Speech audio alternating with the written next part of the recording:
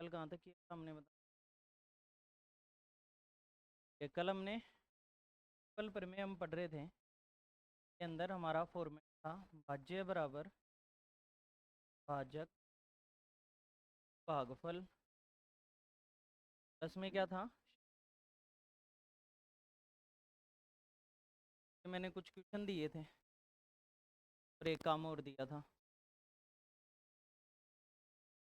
ठीक है, काम कब का करता जाऊंगा।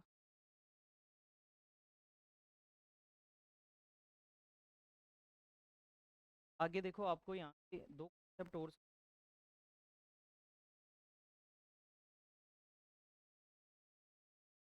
हाँ, एक क्वेश्चन और दिया था मैंने इकाई के अंक वाला। ये दिया था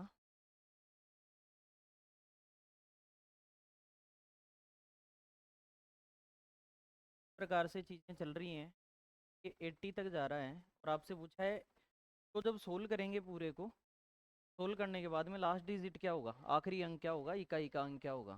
क्या आंसर आया? तैयार है क्या? देखो, चार की बात ये है कि चार की पावर जब एक करते हो तो क्या आता है, और जब चार का स्क्वायर करोगे तो 16 में इकाई का अंक क्या आ गया। फिर चार की पावर एक तीन की मान लो आपने तो 64 और 64 का इकाई का अंक, और यहाँ चार की पावर चार करोगे तो आखिरी अक्षर 6 आएगा। चार की पावर 5 करेंगे तो 4 आएगा आखिरी अक्षर, और चार की पावर 6 करेंगे तो 6 आएगा। मतलब चार अपने अंतिम अंक दो ही देता है, या तो चार क्या देता है, चार, या फिर चार क्या देता है, 6 देता है। ये दो ही अंक देता है। अब कब कब देता है, तो चार की पावर जब जब भी मैंने विषम संख्या की तब तब इसने चार ही दिया। चार की पावर जब जब भी मैंने ओड नंबर किया, विषम संख्या की, तो इसने आखिरी अक्षर क्या दिया। और चार की पावर जब जब भी मैंने सम संख्या की तो क्या दिया। यहाँ दिए गए प्रसार के अंदर चार की पावर सम है या विषम। देखो, पावर एक है, फिर क्या है तीन, फिर पाँच सात नौ, ऐसे क्यों? क्योंकि सम वाली जगह हर जगह नौ की पावर आ रही होगी। सम वाली जगह कौन आ रही होगी, नौ की पावर। चार की पावर फिर नौ की, फिर चार की, फिर नौ की, फिर चार की, फिर नौ की।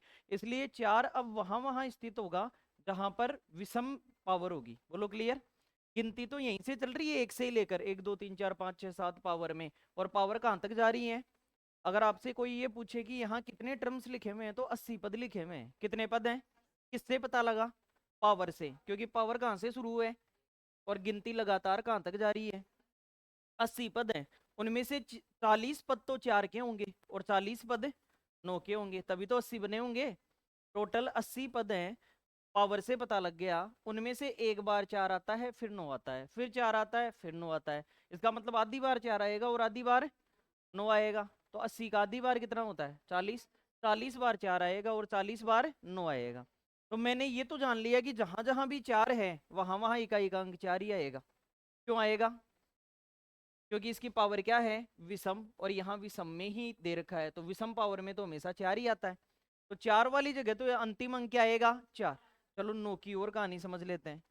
नौ में अगर नौ की पावर एक करता हूं तो क्या आता है, और नौ का स्क्वायर करूं तो 81 में, फिर नौ का क्यूब कर दिया 729 में नौ। नौ की पावर चार कर दी तो क्या आएगा, एक। नौ की पावर पांच में नौ आएगा, और नौ की पावर छह में एक आएगा।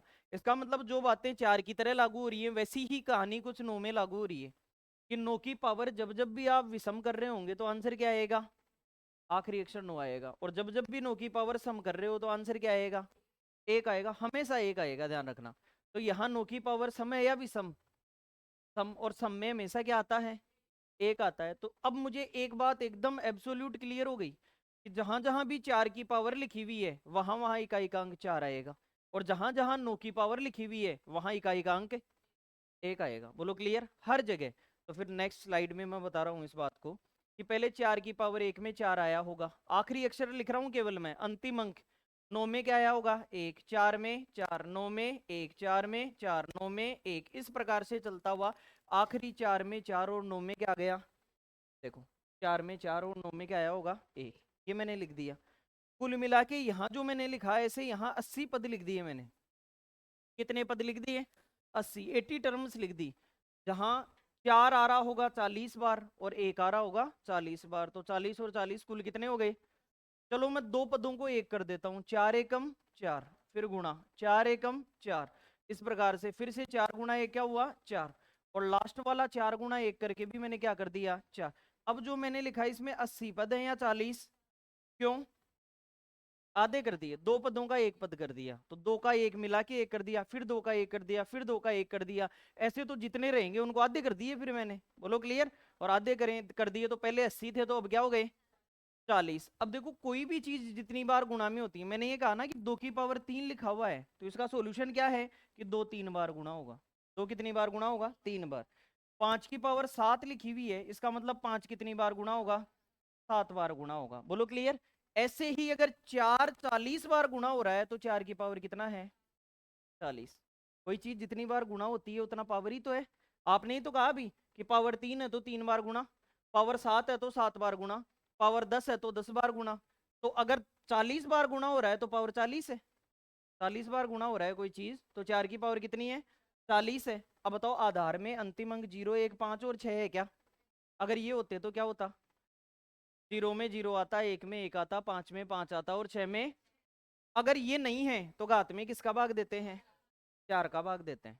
और 4 का भाग देके और जहां तक चला जाए वहां के बाद में देखते हैं, बताओ भाग पूरा पूरा चला गया है क्या।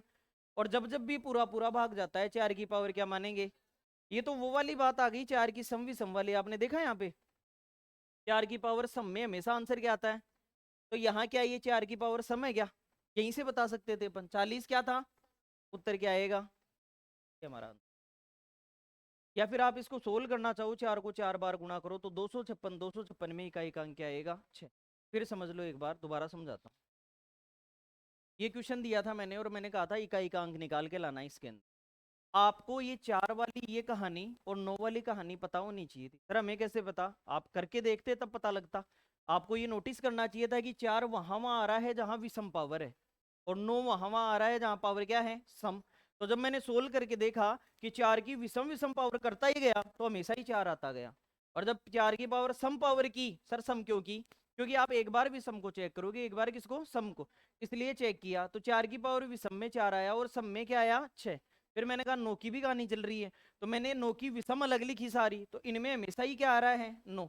और जब सम अलग लिखी तो इनमें क्या आ रहा है एक, मेरे लिए वो काम का नहीं है ये काम का है, क्यों, क्योंकि नो की पावर हर जगह कैसी है सम पावर। तो मैंने अब ये मैं नोटिस कर चुका था यहां से कि 4 में 4 वाला कोई भी पद होगा उसका इकाई का अंक 4 ही आएगा, और 9 वाला कोई भी पद होगा उसका इकाई का अंक 1 आएगा। तो मैंने तुरंत इनको तो हटाया और आखिरी अंक को लिखने लग गया, क्यों सर, मैंने कहा इकाई का अंक अंतिम अंक को सोल्व करने से ही निकलता है। तो आखिरी अंक लिखा, इस 4 में क्या आएगा 4, 9 में 1 4 1 4 1, ऐसे चलते चलते 4 में 4 और 9 में 1, ऐसा मैंने लिख दिया। बोलो क्लियर है हर जगह। फिर मैंने ऐसे कुल मिला के कितने पद लिखे, आपको क्या पता 80 है, घात 1 से लेकर कहां तक जा रही थी, तो इसलिए 80 पद होंगे कुल। अब 80 पद हैं तो मैंने दो पदों को मिलाकर एक लिख दिया, 4 एकम 4 लिख सकते हैं क्या, लिख सकते हैं कोई फर्क नहीं पड़ता। फिर 4 एकम 4, फिर 4 एकम 4, ऐसे लिख दिए तो 80 पदों के आधे पद हो गए, कितने हो गए।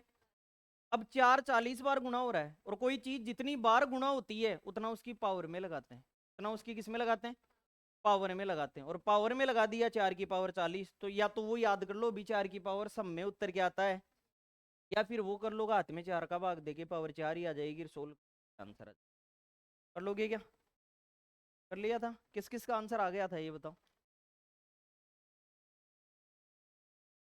क्या उत्तर आएगा वो और घर पे ट्राई करना।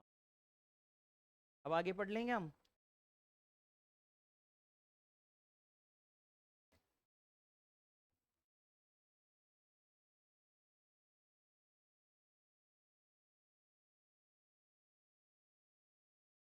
देखो कॉन्सेप्ट सीखो, रिमाइंडर थ्योरम का ही है, शेषफल प्रमेय का ही है।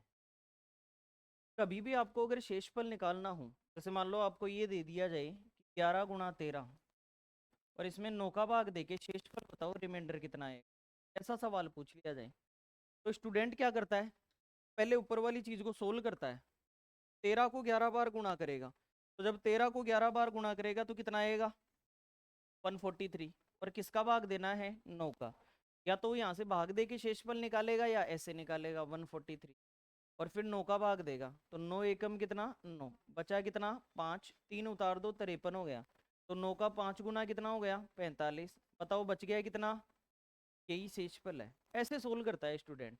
अब उसको क्या है, इस चीज को छोड़ के और कुछ आगे बढ़ना पड़ेगा। ये कॉन्सेप्ट यही सिखाता है आपको। मतलब 11 गुणा 13 में आपको 9 का भाग देना था और शेषफल बताना था। तो आपने क्या किया, 11 और 13 को गुणा कर दिया, संख्या बना ली। 143 में 9 का देना है, 143 में 9 का देना है, तो ओवरऑल सोल्व किया तो शेषफल क्या आ गया, 8 आ गया।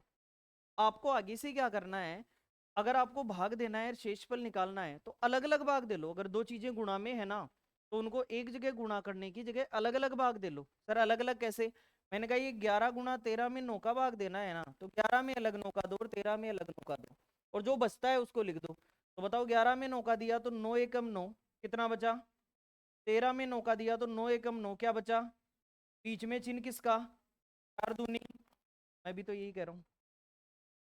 बोलो क्लियर है क्या? मतलब हम गुणा करके सोल्व। यहाँ तो केवल मैंने दो अंकों की संख्या ही लिखी है, लेकिन हो सकता है एग्जाम में आपके पास ऐसा कुछ आ जाए, जैसे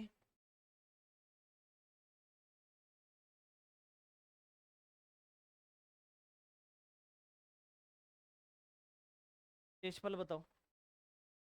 तो फिर तो स्टूडेंट तो ऊपर वालों को गुणा करता ही रह जाएगा। करेगा या नहीं करेगा? वो करना ही नहीं है उसको। तो सब में अलग अलग भाग देना है। अगर मेरे वाले तरीके से करेगा तो वो फास्ट आंसर दे पाएगा। अब कभी भी ध्यान रखना, शेषफल भाग देने वाली संख्या से बड़ा नहीं हो सकता। शेषफल कभी भी भाजक से बड़ा नहीं हो सकता। क्यों? वरना भाग चला जाएगा। जैसे अभी पिछले में अपन बात कर रहे थे, यहाँ कभी भी 9 से बड़ा मान आ सकता है क्या? आ जाएगा तो भाग चला जाएगा, भाग दे देंगे। इसलिए कभी भी शेषफल बचेगा तो जिसका भाग दे रहे हैं उससे छोटा ही मान आएगा। अगर बड़ा आ रहा है तो क्या करें, भाग दे दो। अगर यहाँ बड़ा आता 9 से तो क्या करते, भाग दे देते। तो वही बात है, जैसे मान लो इस तरीके से करते हैं कई बार। 11 में 9 का भाग दिया, क्या बचा? 2, यहाँ 3, यहाँ 4, 5, 6, 7, 8, ये बन गया मान लो आपके पास। अब ये बन गया तो इनको सोल्व करना पड़ेगा। 3 दूनी 6, 6 चौक 24, 24 पंजे 120, 120 का 6 गुना 720, यहाँ तक 720 आ गया। 720 गुणा 8 गुणा 7 कितना हो गया, 56। और इसमें किसका भाग देना है, 9 का। अब सुनो यहाँ से आगे और बात करते हैं इससे आगे। अब फिर भाग देंगे अपन तो इसमें पूरा पूरा भाग चला जाएगा, यहाँ क्या आएगा, 0। पूरा पूरा भाग चला गया ना, तो शेषफल क्या आएगा बताओ? सोल्व कर दिए। अब आप क्या करते, सबको गुणा करते, फिर सोल्व करते, इतना करते। सबको किसको? आप तो इनको भी नहीं करते, आप तो इनको करते गुणा, नहीं करते। और अगर इनको गुणा करते तो हमारा आंसर कब आता, नहीं आ पाता। यही हमें सीखना है। यहाँ कॉन्सेप्ट में ये सिखाना चाह रहा हूँ कि किसी भी चीज को गुणा करके ऊपर, ये गुणा में ही लगता है या जोड़ में भी लगता है, लगा के देख लो। 11 + 13 और बटे में क्या कर दूं, 9। अब एक स्टूडेंट इनको जोड़ेगा तो 13 और 11 कितना हुआ, 24। और 24 में 9 का भाग देंगे तो 9 दूनी 18, बच गया कितना, 6। ये तो नॉर्मल तरीका। अब मैंने कहा मेरी हिसाब से करो। यहाँ भाग दिया तो क्या बचा, यहाँ भाग दिया तो बीच में गुणा था तो गुणा लगाया, प्लस है तो 4 और 2, ऐसे ही कर लो। बोलो क्लियर? जोड़ बाकी गुणा भाग, कोई चीज ना ये आपके पास। आपको ऊपर वाली चीजों को सोल्व नहीं करना है, उनको अलग अलग ही डील कर लो। सोल्व करेंगे तो टाइम लगेगा हमें। तो कॉन्सेप्ट आपका यही सिखाना चाह रहा है आपको कि कोई भी चीज अगर ऊपर दी गई हो तो उसमें आपको, जैसे मान लो कल को तो ये कह देगा आपको, आपको ये कह देगा कि 25 की पावर 142 और बटे में, चलो थोड़ा छोटा लिखता हूँ, प्लीज छोड़ो, 25 की पावर 8 और बटे में 24 और भाग दे के शेषफल बताओ। अगर ऐसा दे दिया तो आपने हाल ही में आपने पढ़ा है कि 25 की पावर 8 का मतलब हो गया 25 8 बार गुणा होगा। 25 कितनी बार गुणा होगा, 8 बार। तो आप 25 को 8 बार गुणा करोगे, 2 बार लिखोगे, 3 बार लिखोगे, फिर 4 बार, फिर 5 बार, 6 बार लिखोगे, फिर 7 बार और फिर 8 बार। अब बताओ, और फिर आपको भाग किसका देना है, 24 का। अब स्टूडेंट क्या करेगा, गुणा ही करता रहेगा फिर इसको। और अगर मैं बता रहा हूँ उस हिसाब से करेगा तो हर 25 में अलग अलग भाग दे लो। अगर हर 25 में अलग भाग देंगे तो 25 में 24 का भाग देने पर क्या बचता है, यहाँ भी, यहाँ भी, हर जगह जहां भी 25 लिखा हुआ है वहां क्या बचा, बीच में चिन्ह किसका है, शेषफल एक ही आएगा, चाहे चेक। बोलो क्लियर है? शेषफल एक ही आएगा। तो मैंने क्या समझाया कि कभी भी आप किसी भी डेटा को ऊपर से सोल्व करके फिर उसमें भाग देते हो तो उसमें समय लगता है, सवाल गलत होने के चांस बढ़ जाते हैं। इसलिए शेषफल निकालना है तो आपको उस डेटा के अंदर, यही यहाँ से भी दे सकता था मैं भाग सीधा ही, 25 में 24 का भाग देंगे तो क्या बचा, कितनी बार, और 1 की पावर कुछ भी। ठीक है ना, कर सकते हो आराम से। आपको ये वाली बात नोट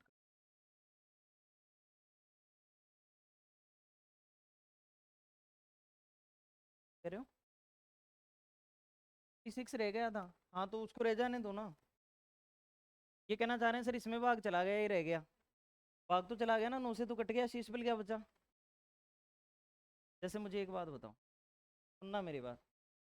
10 में 2 का भाग जाता है या नहीं जाता, जाता है ना 2 का भाग। ये 5 बच गया, इसका क्या करूं, क्या करूं। मैं ये कह रहा हूँ भागफल है, ये भाग 5 बार गया तो पड़ा ही रहेगा। इसका मतलब इसमें इसका भाग जितनी बार गया वो साइड में बच जाएगा। अर्थात 7 में साइड में कोई चीज बच जाती है मैटर नहीं, नीचे वाली संख्या कट गई इसका मतलब भाग चला गया। अगर कभी भी आपकी नीचे की संख्या कट जाती है इसका मतलब भाग जा चुका है। बोलो क्लियर। ऊपर क्या बच रहा है क्या नहीं बच रहा, नो मैटर्स, ठीक है, ध्यान रखना। पर कुछ भी बचे जाए वो मैटर नहीं करता, लेकिन नीचे की संख्या कटने का मतलब भाग चला गया। जैसे मान लो एक बात बताओ, 20 में 4 का भाग जाता है या नहीं जाता, जाता है। अब आप कहोगे कि सर इस 20 को मान लो मैंने तोड़ के लिख दिया 4 गुणा 5। अब बताओ 4 गुणा 5 में 4 का भाग जाता है या नहीं जाता, जाता है। अब मैंने 4 से 4 काट दिया, अब आप ये कह रहे हो सर इस 5 का क्या करूं। ये तो रहेगा ही साथ में, लेकिन नीचे वाली संख्या कटने का मतलब क्या हुआ, भाग चला गया। अपन को आगे कोई डिस्कस नहीं करना, ठीक है। ये नोट करो एक बार, पहले इसको बेसिक मेथड से नोट करना, फिर उसके बाद में डायरेक्ट मैंने कहाँ बताया, ये नीचे बताया ना डायरेक्ट, यहाँ पे डायरेक्ट बताया। ये बेसिक मेथड है आपका इधर वाली तरफ, ये वाला रिमाइंडर, ये डायरेक्ट है यहाँ पे।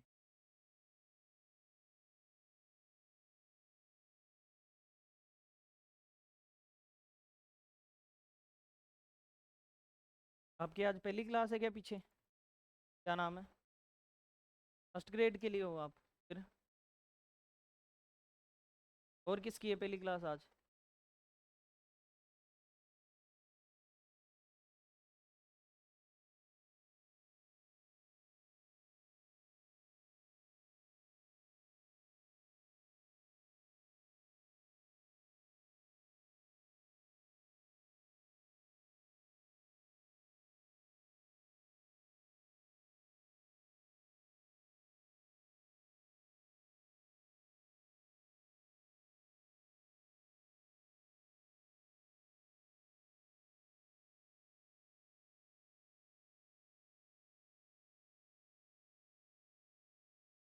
लिख दिया।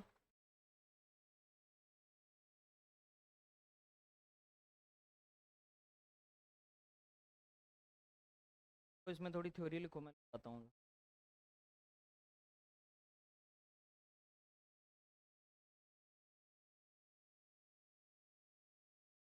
किसी भी संख्या में भाग देकर शेषफल बताते समय, किसी भी संख्या में भाग देकर शेषफल बताते समय,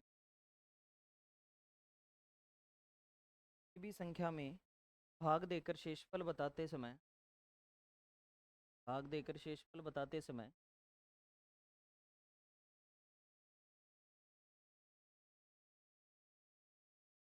संख्या को हल करने से के बजाय, संख्या को हल करने के बजाय, संख्या को हल करने के बजाय संख्या के मानों में अलग अलग भाग देकर भी शेषफल बताया जा सकता है। संख्या के मानों में अलग अलग भाग देकर भी शेषफल बताया जा सकता है। संख्या के मानों में अलग अलग भाग देकर भी शेषफल बताया जा सकता है। शेषफल बताया जा सकता, फल बताया जा सकता।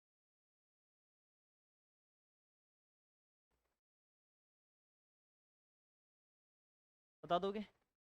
जैसे मान लो मैं एक एग्जांपल दे रहा हूँ, आप मुझे बताना इसमें क्या शेष।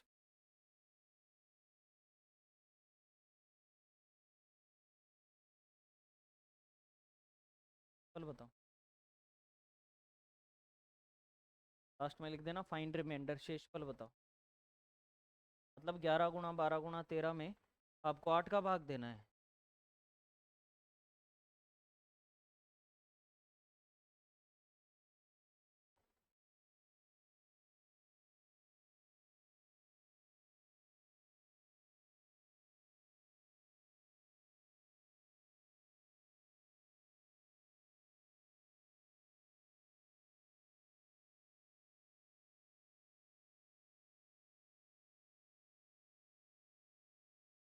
60 आ रहा होगा।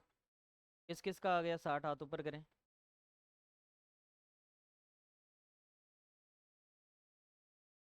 अभी मैंने कहा था कि कभी भी भाग देने वाली संख्या से बड़ा शेषफल नहीं आ सकता। भाग देने वाली संख्या से बड़ा शेषफल नहीं आ सकता। आ गया तो भाग दे देंगे। आप ही कह रहे थे सर भाग दे देंगे, भाग भाग के कह रहे थे भाग दे देंगे, तो दो फिर 60 में 8 का भाग जो आएगा वो आंसर होगा। 8 7 56 4 आ गया।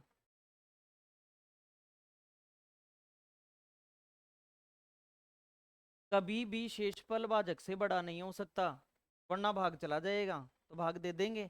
जैसे आपने क्या किया, थोड़ा सा दिमाग तो लगा दिया कि यहाँ 3 बचा, यहाँ 4 बचा और यहाँ 5, इनको गुणा करना है, तो 5 चौके 20 और 20 तिया कितना। लेकिन 8 का भाग देने पर 60 शेष नहीं बच सकता, 8 से छोटा ही बच सकता है। आपका एक कैसे आ गया बताओ, क्या बात है। किससे काट दिया?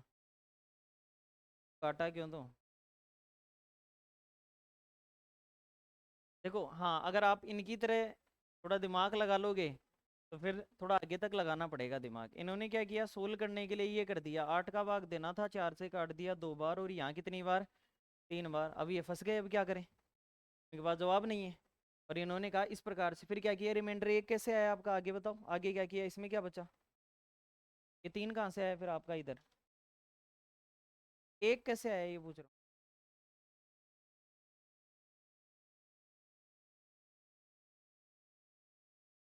8 का 11 में भाग दिया तो 3 बचा, 12 में 4 बच गया, ये लो, 13 में 5 बच गया। अब क्या किया, 4 से इसको काट दिया तो 2 आ गया है। फिर अब गुणा करो इनको, ये तो 5 3 15 हो गया। हाँ, इन्होंने 15 में 2 का भाग भी दे दिया। अब रिमाइंडर कितना बच गया, एक बच गया। तो आपको इतना ध्यान रखना है कि काटा पीटी नहीं करनी। अगर आपने काटा पीटी कर ली है, किससे काटा आपने, उससे आखिर में गुणा भी करना पड़ेगा, 4 उत्तर आएगा।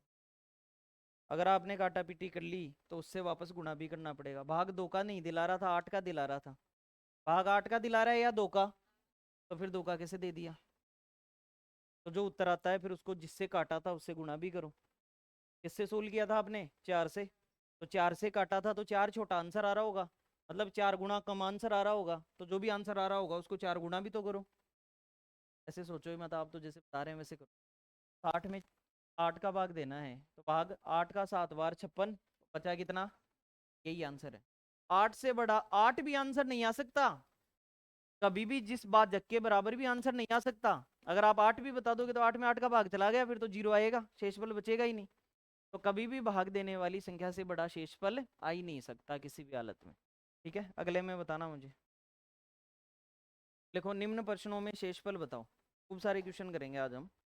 निम्न प्रश्नों में शेषफल बताओ, find remainder in following question. निम्न प्रश्नों में शेषफल बताओ।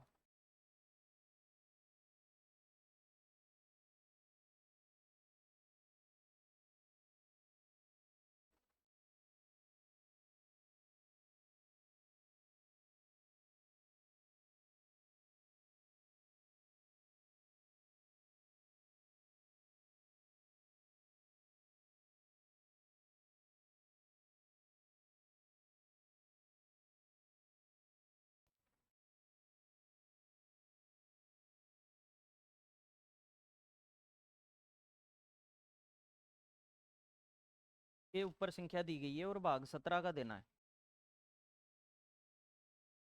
ऊपर संख्या दी गई है, 17 का भाग देने पर शेषफल बताना है, रिमाइंडर बताना है।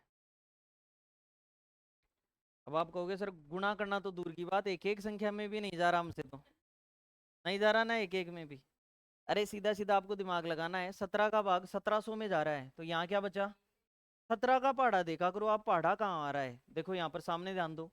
17 दूनी 34, अब 52 में दो, 17 ती 51, बचा कितना, एक सीधा, 17 ती 51, 17 दूनी 34, बचा कितना, दो।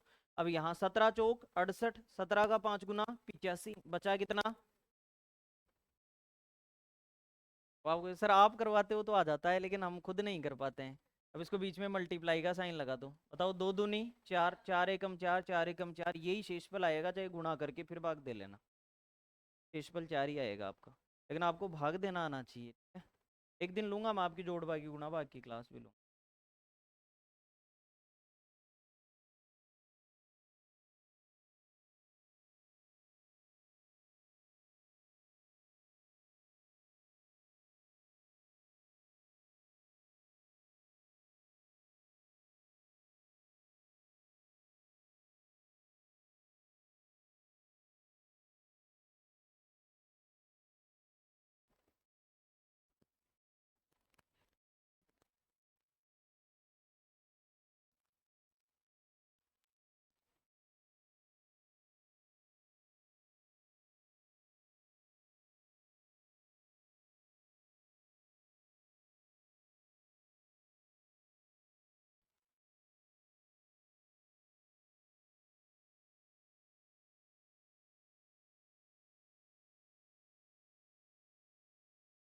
लिख लिया सवाल आपने?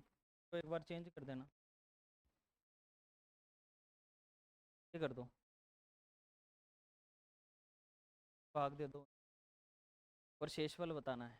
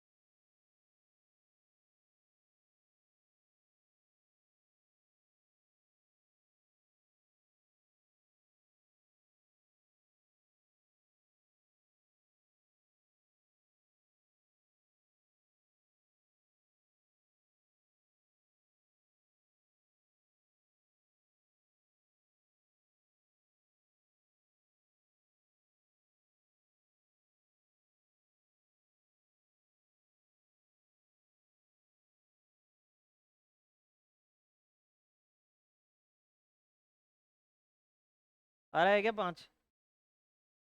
कुछ का 24 भी आ रहा होगा, आ रहा है ना? किस किस का आया 24? हाथ ऊपर करें जिसका 24 आया हो।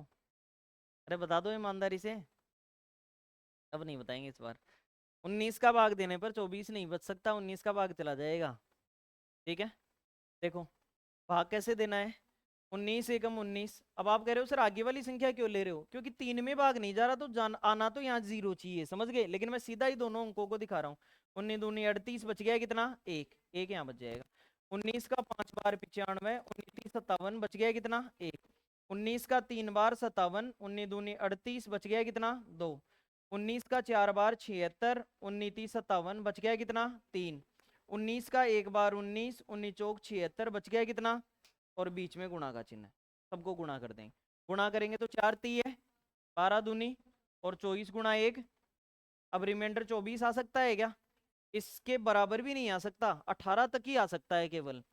तो अब हम इसमें 19 का भाग दे देंगे, 19 एकम 19, बच गया कितना? ये आंसर है।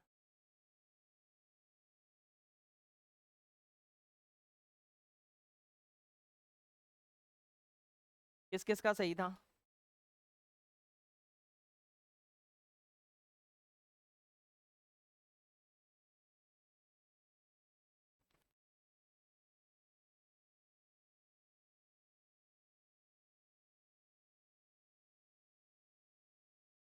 इशफल बताओ।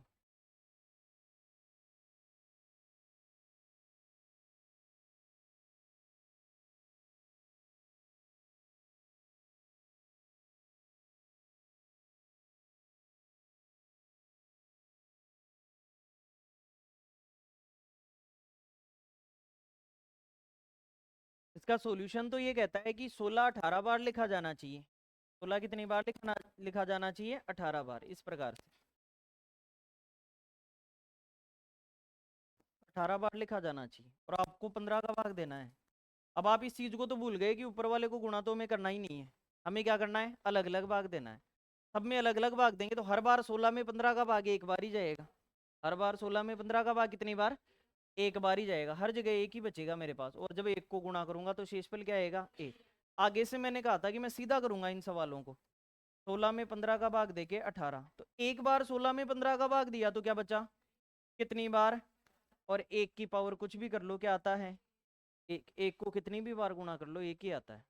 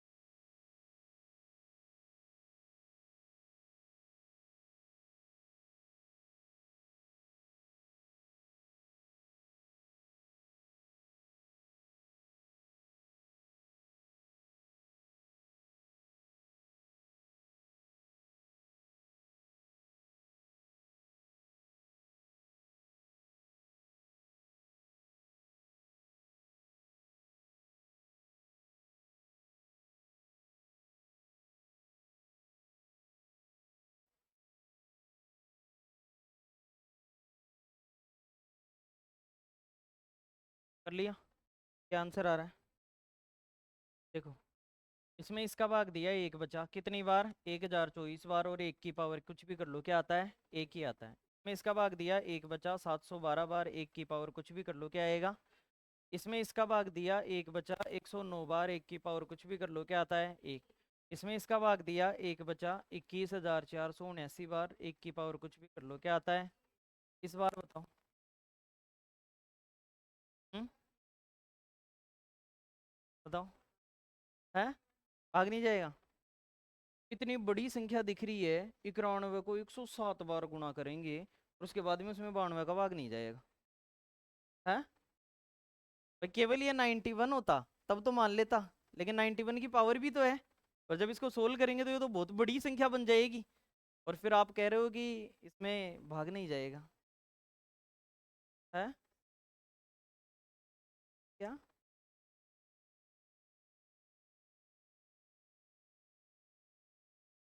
ये इकाई का अंक थोड़ी निकाल रहे हैं हम, शेषफल निकाल रहे हैं। इकाई का अंक बताना होता तो एक में एक आता, लेकिन उससे तो कोई यहाँ टर्म्स नहीं बैठा ना, वो तो इकाई का अंक निकालते हैं, यहाँ तो आपको शेषफल बताना है। भाग देने पर शेषफल बताओ। अब हमें एक बात और सीखनी पड़ती है यहाँ पर। अब क्या बात सीखनी पड़ती है वो सुने। अगर इस प्रकार का कोई प्रश्न आ जाए, अब तक की सारी संख्याओं में आपने देखा होगा नीचे वाली संख्या एक छोटी है।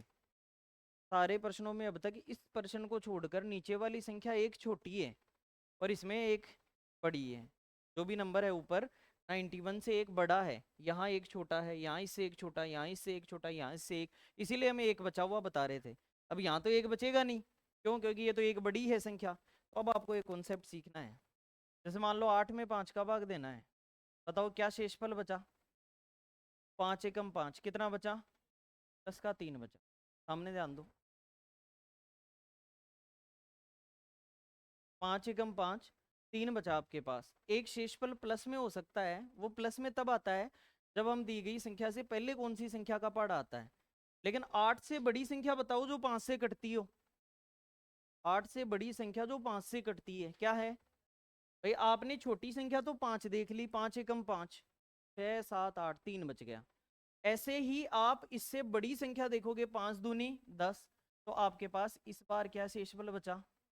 माइनस का 2। 8 पर आने के लिए 10 से -2 किया, 5 एकम 5 +3 गए तो +3 शेषफल।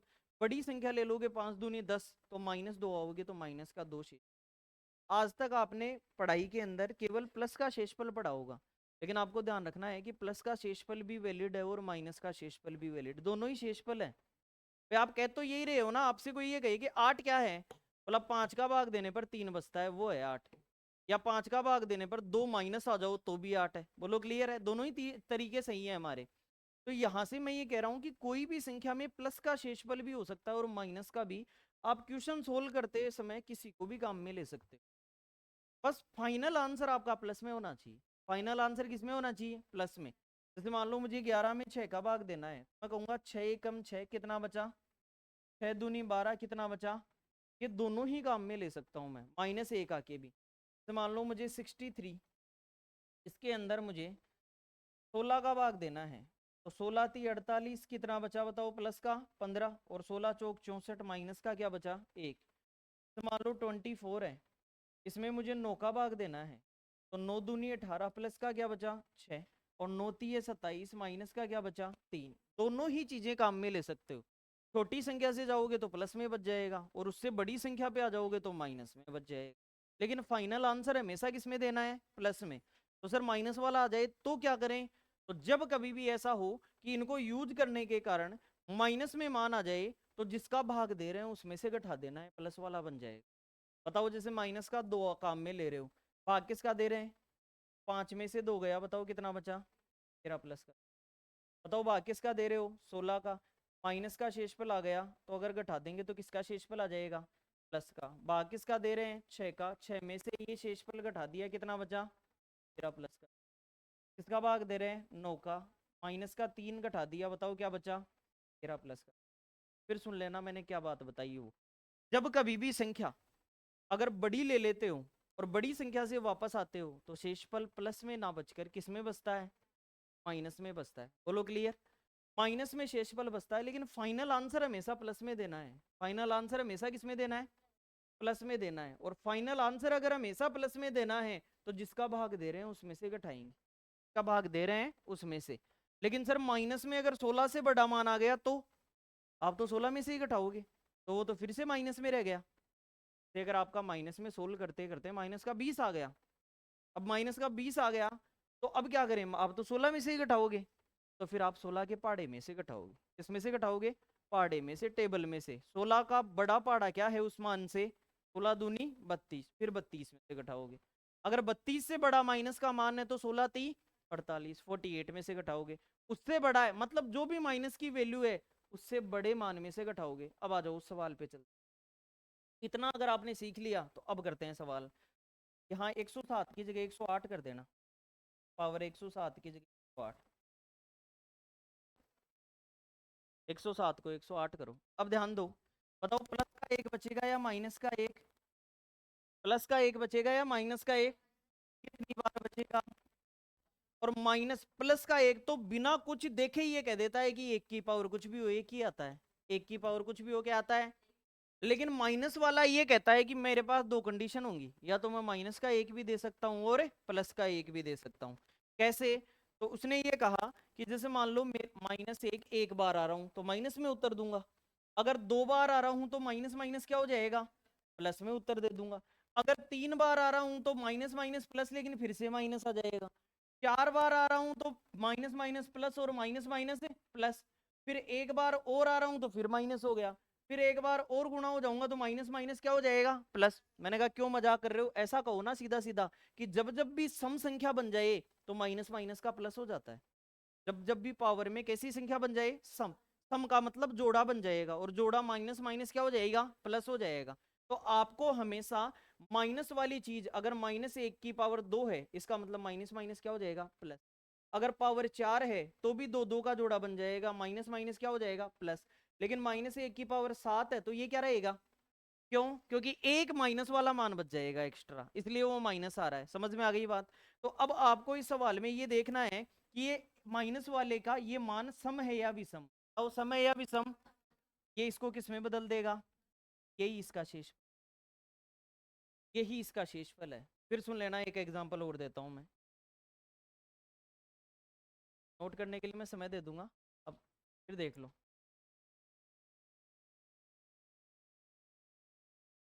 ये सवाल है, इस बार भी संख्या एक नीचे वाली बड़ी करनी पड़ेगी, 148 कर दो। मान लो ये संख्या बड़ी है, तो बताओ इस बार भाग देंगे तो माइनस का क्या बचेगा, कितनी बार बचेगा। तो अब माइनस जब भी आ जाएगा हम पावर को चेक करेंगे, सम है या विषम, बताओ पावर सम है या विषम, तो माइनस माइनस क्या हो जाएगा, यही शेषफल होगा इस सवाल।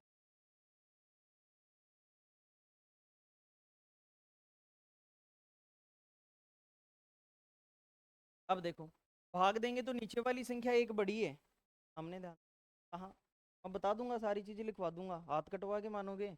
अब देखो, -1 आ गया, और पावर कितनी बार, 1024 बार। अब ये कहता है कि मैं तो प्लस में दूंगा या माइनस में, ये मेरी घात तय करेगी। अगर घात सम है तो प्लस में आएगा, और घात विषम है तो माइनस में आएगा। तो बताओ इस सवाल का आंसर, सम है घात तो माइनस माइनस क्या हो जाएगा, प्लस। मान लो इस प्रकार का सवाल आ गया, अब बताओ फिर से भाग देंगे तो +1 या -1, कितनी बार। अब मैंने कहा क्या आएगा, बोला ये मेरी घात तय करेगी, सम है या विषम, बताओ घात कैसी, प्लस आएगा या माइनस। मैंने कहा माइनस में तो उत्तर देना ही नहीं है, कहा था क्या मैंने, माइनस में तो उत्तर देना ही नहीं है। तो क्या करें, जिसका भाग दे रहे हैं उसमें से घटाएंगे, भाग किसका दे रहे हैं, इसमें से एक गया तो 700। इसीलिए अक्सर ऐसा किताबों में लिखा हुआ मिलेगा कि जब कभी भी विषम पावर आ जाती है तो ऊपर वाला ही आंसर होता है। जब कभी भी विषम पावर आ जाती है, आप रटते हो फर्स्ट ग्रेड वाले इन चीजों को, ये आता है ऐसे ही है। जब कभी भी विषम पावर आ जाती है तो 713 ये ऊपर वाला आंसर हो जाए। जैसे एक एग्जांपल और देख लो, जैसे मान लो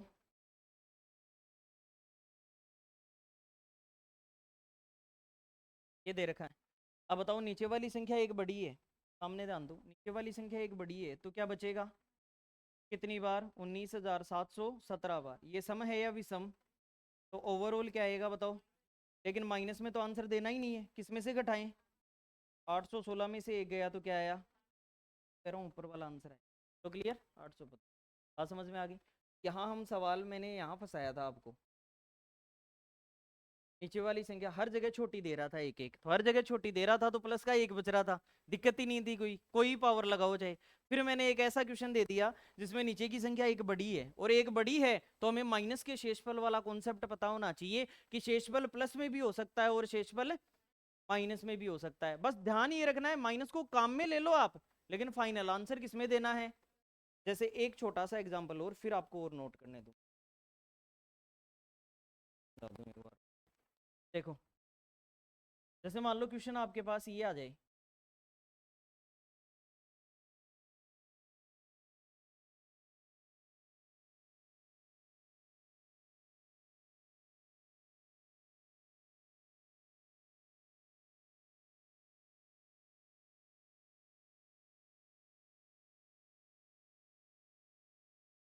क्या, और आपसे ये कह दे धोखा भाग देने पर शेषफल बताओ। अगर इस सवाल में आपसे ये कह दे धोखा भाग देने पर क्या बताओ, शेषफल बताओ। अब मुझे ये बताओ, सबको ऊपर गुणा करोगे या अलग अलग भाग दोगे, अलग अलग, ये तो सीख लिया आपने। अब सबसे पहले पहली संख्या में भाग दूं। अब एक तरीका तो ये है कि 1900 में भाग देके 99 लिखूं, बोलो क्लियर, 99। फिर 2000 में भाग देके 1 लिखूं, फिर 2000 में भाग देके कितना बच गया, 2 लिखूं, फिर 1900 में भाग देके कितना लिखूं, 96। 1900 में भाग देके कितना लिखूं 98, और यहाँ 2000 में भाग देके कितना लिखूं 3। अब मेरे पास अगर माइनस वाले शेषफल का कॉन्सेप्ट है, अगर ये काट है मेरे पास, तो मैं और गजब कर सकता हूं। क्यों? क्योंकि अभी भी इस सवाल में आपको आंसर देने में बहुत जोर आएगा। क्यों? क्योंकि आप 99 को गुणा करोगे किससे, फिर किससे, तो ये तो बहुत बड़ा मान आ गया, फिर आपको फिर से 100 का भाग देना पड़ेगा। इसलिए उस जगह में क्या करूंगा, जहां जहां भी बड़े मान आ रहे हैं वहां माइनस वाला शेषफल काम में लूंगा। कैसे? 100 से 1900 कटता है लेकिन 2000 भी कटता है, 100 से 1900 कटता है लेकिन क्या कटता है, और अगर 2000 भी करता है तो इस पर आने के लिए माइनस का क्या बचेगा, तो 99 इतना बड़ा मान था, उसकी जगह मैंने माइनस का एक रिप्लेस। बोलो सही। ऐसे ही यहां पर आऊंगा तो 2000 कटता है तो माइनस का 4 लिख देता हूं। ऐसे ही यहाँ 2000 कटता है तो माइनस का कितना आ गया, मैंने कहा अब सोल्व करो। अब बताओ 99 98 सारी बड़ी संख्या हट गई, 1 2 3 4 में मामला आ गया।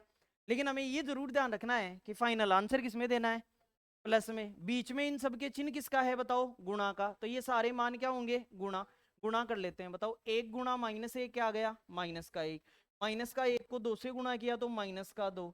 अब 4 गुणा 2 कितना हुआ 8, 8 माइनस माइनस क्या हो गया प्लस, फिर से 8 दूनी 16, लेकिन अब किसका हो गया माइनस का, और 16 × 3 = 48 48। बताओ किसका आंसर आया, ये उत्तर सही है या गलत है? क्यों? क्योंकि उत्तर किसमें देना, प्लस में। कैसे बदलेगा, जिसका भाग दे रहे हैं उसमें से घटाएं, तो का भाग दे रहे हैं तो घटा दी, आंसर क्या आ गया, ये शेषफल आएगा, इसको बोलो बात क्लियर हो गई क्या? इसलिए कह रहा हूं कि शेषफल प्लस में भी हो सकता है और माइनस में भी। अगर आप प्लस वाला लिखते तो यहाँ आपका 10 मिनट तक आंसर नहीं आता एटलीस्ट, लेकिन माइनस वाला काम में ले लिया। बस इतना ध्यान है, काम में ले लो, लास्ट में प्लस में बदल देंगे। कैसे बदल दोगे, जिसका भाग दे रहे हैं उसमें से घटा के लिख। अगर उससे बड़ा मान आ जाता, कल को मान लो यहाँ 2 4 और बच के ये 100 से भी बड़ा चला जाता, तो क्या करते, 100 के पहाड़े में से घटा देते। अगर 100 से बड़ा आ जाता तो 200 से छोटा आता तो 200 में से घटा देते, और बड़ा आता 300 में से घटा देते। जितना बड़ा मान आता 100 के पहाड़े में उतने बड़े वैल्यू में से घटा देते। ठीक है क्या? ये वाला नोट करो, हाँ था आपको। हाँ ये कॉन्सेप्ट नोट करना है, शेषफल प्लस में भी हो सकता है और माइनस में। आज बहुत जल्दी समय हुआ, क्लास लेट ही स्टार्ट हुई थी। अभी आगे क्लास है क्या आपकी, किस चीज़ की?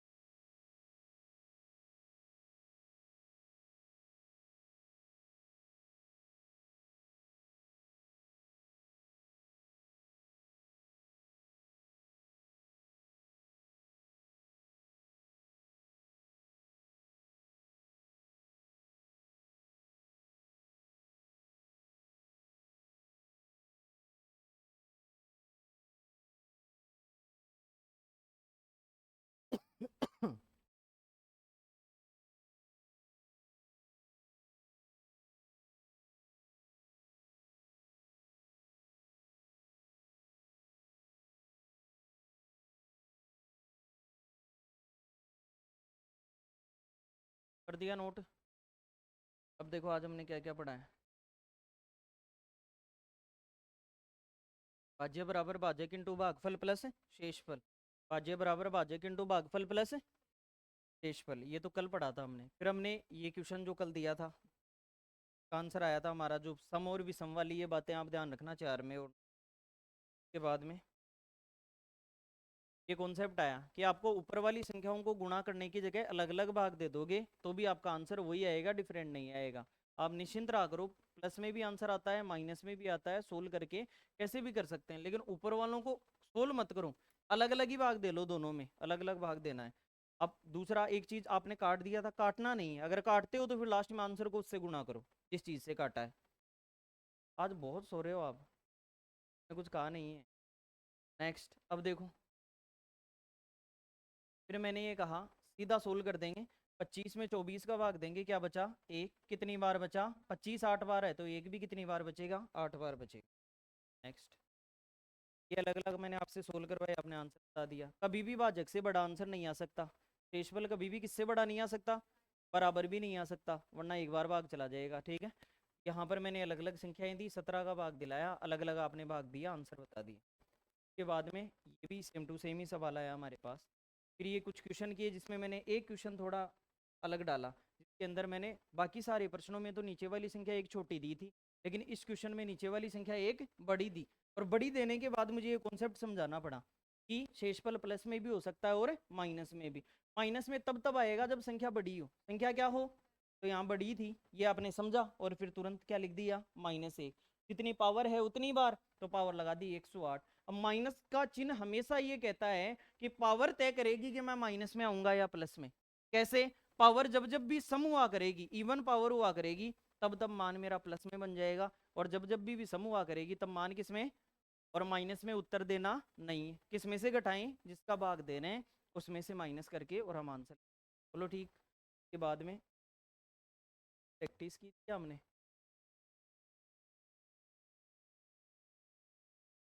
एग्जाम्पल अगर आप नोट ये कर सकते हो, बाकी कल करेंगे, आज के लिए थैंक। आपका कोई